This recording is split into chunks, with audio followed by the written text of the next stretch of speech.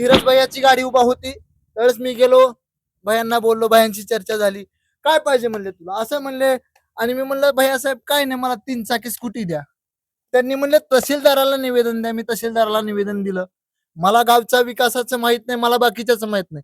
लाख रुपयाची जर आमदार गाडी देऊ शकत नसेल एखाद्या दिव्यांगांना, ते काय 5 वर्षात विकास करणार आहे तो काँग्रेसवाले, मला सांगा की तुम्ही. जिल्हा परिषद पंचायत समितीच्या निवडणुका सुरू आहेत आणि या ठिकाणी लातूर ग्रामीणमधील कामखेडा या सर्कलमध्ये आपण आहेत.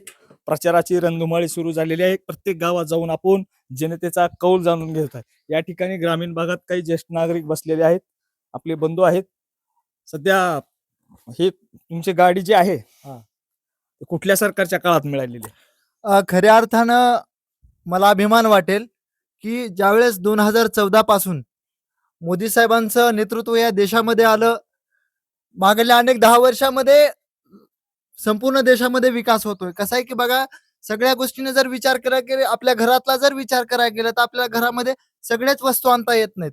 10 मधली एखादी वस्तू आपली विसरते, मग तसं कुणी नाराज असेल, कुणी काही असेल, कुणी काही असेल, परंतु सर्वसामान्यापर्यंत मोदी साहेबांच्या योजना म्हणजे केंद्र सरकारच्या योजना पोहोचतात, याचा आनंद आहे. खऱ्या अर्थानं मोटराईज ट्रायसायकल एक दुसरी एक सायकल आहे, ती मला मागल्या काळामध्ये देण्यात आली होती आणि ते सुद्धा मी वापरली आहे. आणि आताचं हे विंचर आहे, हे मोटराईज ट्रायसायकल विंचर आहे. आणि हे जे सरकार जे डेव्हलप करते दिव्यांगांसाठी असेल, सर्वसामान्यांसाठी असेल, ही आनंदाची गोष्ट आहे. हे कोणाच्या सरकारच्या काळात मिळाले हे तुम्हाला म्हणजे पूर्ण 100% अनुदानित आहे का तुम्ही पैसे भरून घेतले? या ठिकाणी खरं सांगायला गेलं तर कुठलाही या ठिकाणी मला खर्च लागला नाही. केवळ खर्च लागला असेल तर मला 2,000 रुपये फक्त भाड्याचा खर्च लागला आणि डॉक्युमेंट व्हेरिफिकेशन माझं झालं. मला कुठलाही या ठिकाणी रुपया लागला नाही. मागल्या कार्यकाळामध्ये 2021 मध्ये मोटराईज ट्रायसायकल देण्यात आली. त्यावेळेस माझी लातूर जिल्ह्याचे पालकमंत्री तथा आमच्या जिल्हा परिषद सर्कलचे माजी बांधकाम सभापती डॉक्टर बाबासाहेब घुले यांच्या नेतृत्वामध्ये मोटराईज ट्रायसायकल मला देण्यात आलेली होती. आणि ते मोटराईज ट्रायसायकल मी सुद्धा वापरल्याने मला आनंद आहे. कारण की सर्वसामान्यांसाठी तर करतेच करते, पण तो आमच्यासाठी सुद्धा दिव्यांगांसाठी सरकार काय धोरणं उचलतंय, काय पावलं उचलतंय, ही महत्वाचं आहे.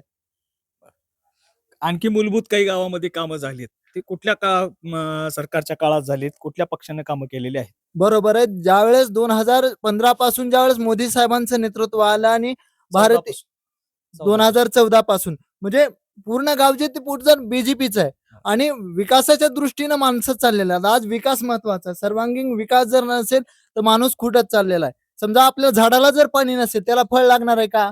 नाही ना लागणार. मग तशा मुद्द्यावर आपल्याला विकास होणं महत्वाचं आहे. आणि कसं आहे की बघा, मला या ठिकाणी कुठलंही वक्तव्य करायचं नाही, परंतु लोकांचं म्हणणं येईल की हमका त्या गेला, तमका त्या गेला. तो गेल्याचं नाही बाबा. मागल्या काळामध्ये ज्याच्याकडे कुणी होतं तुझ्याकडे, त्यावेळेस तुला विकास करता आला नाही.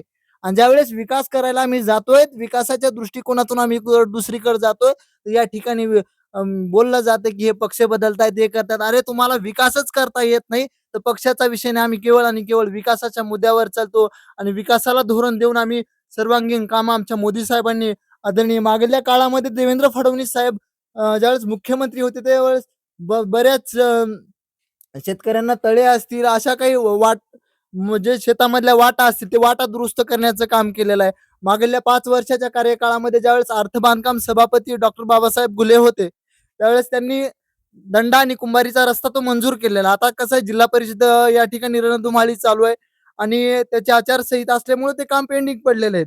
कारण डॉक्टर साहेबांच्या नेतृत्वामध्ये, आदरणीय रमेश अप्पाजी कराड साहेबांच्या नेतृत्वामध्ये आणि देशाचे सर्वांगीण नेते असणारे आमचं श्रद्धास्थान आदरणीय नरेंद्रजी मोदी साहेब यांच्या नेतृत्वामध्ये हा संपूर्ण देशाभरामध्ये विकास होतोय. मला मला ही भाजपच्या कामं सांगताय, काँग्रेसच्या काळात काही कामं झाली ती पण सांगा ना. अहो काम झालेलं आहे ना, मी कुठं नाही म्हणतोय.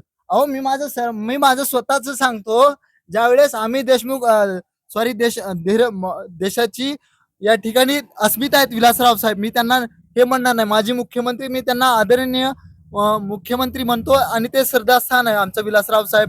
परंतु या ठिकाणी ज्यावेळेस मी तहसील रेणापूर येथे गेलो, ज्यावेळेस धीरज भैयाची गाडी उभा होती, त्यावेळेस मी गेलो, भैयांना बोललो, भैयांची चर्चा झाली. काय पाहिजे म्हणले तुला, असं म्हणले. आणि मी म्हणलं भैया साहेब काय नाही, मला 3 चाकी स्कूटी द्या.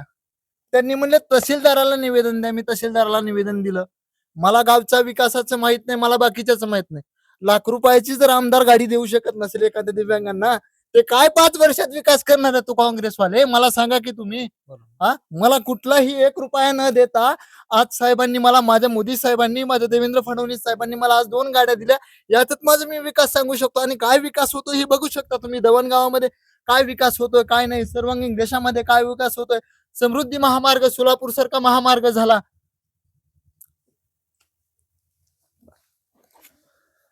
आपण या दवणगावमध्ये दिव्यांग आपले मित्र आहेत, त्यांनी आपली भावना व्यक्त केलेली आहे. मी धीरज देशमुख यांच्याकडे पण निवेदनाद्वारे मागणी केली होती, पण मला त्या ठिकाणी आधार मिळाला नाही. आणि भाजपच्या काळामध्ये मला ही 100% अनुदानित त्यांना इलेक्ट्रॉनिक गाडी मिळालेली आहे, अशी त्यांनी भावना या ठिकाणी व्यक्त केली.